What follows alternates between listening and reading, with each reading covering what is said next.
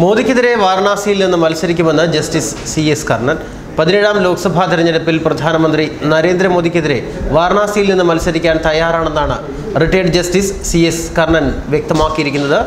താൻ anti corruption dynamic പാർട്ടിയുടെ സ്ഥാനാർത്ഥിയായാണ് മത്സരിക്കുന്നതെന്നും അദ്ദേഹം വ്യക്തമാക്കിയിട്ടുണ്ട്. വാരണാസിയിൽ മോദിക്കെതിരെ മത്സരിക്കാൻ താൻ തീരുമാനിച്ചുവെന്നാണ് അദ്ദേഹം ഇപ്പോൾ അറിയിച്ചിട്ടുള്ളത്. നാമനിർദ്ദേശ പത്രിക സമർപ്പിക്കുന്നതിനുള്ള പ്രാരംഭ നടപടികൾ ആരംഭിച്ചു കഴിഞ്ഞുവെന്നും അദ്ദേഹം പറയുന്നു.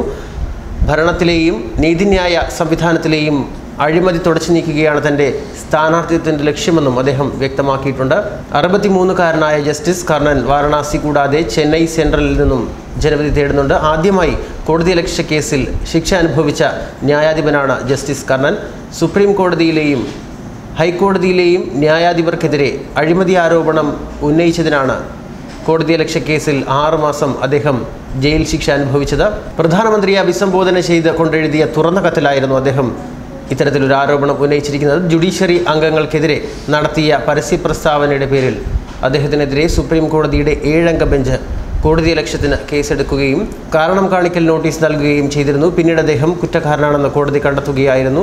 അതിനുശേഷമാണ് ശിക്ഷ വിധിച്ചത്. അതേസമയം ഏപ്രിൽ 25-ന് സംഘടിപ്പിക്കുന്ന തിരഞ്ഞെടുപ്പ് റാലിക്ക് ശേഷമായിരിക്കും മോദി സ്വന്തം മണ്ഡലത്തിൽ നാമനിർദ്ദേശ പത്രിക സമർപ്പിക്കുക. അമിത്ഷാ, നിതിൻ ഗഡ്കരി, രാജ്നാഥ് സിംഗ് എന്നിവർ തെരഞ്ഞെടുപ്പ് റാലിയിൽ സംബന്ധിക്കും. വിവിധ സംസ്ഥാനങ്ങളിലെ BJPയുടെ തെരഞ്ഞെടുപ്പ് റാലികളിലും പ്രചരണത്തിലും സജീവ പ്രവർത്തനമാണ് പ്രധാനമന്ത്രി കാഴ്ചവയ്ക്കുന്നത്.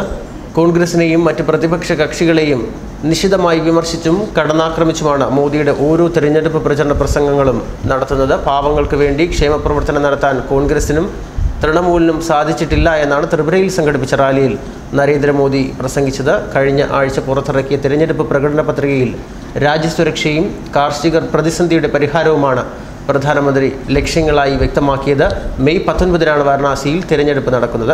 ഈ സാഹചര്യത്തിലാണ് മോദിക്കെതിരെ മത്സരിക്കും എന്ന് ജസ്റ്റിസ് കർണൻ വ്യക്തമാക്കിയിരിക്കുന്നത്. ന്യൂസ് ഡെസ്ക്, മലയാളി വാർത്ത.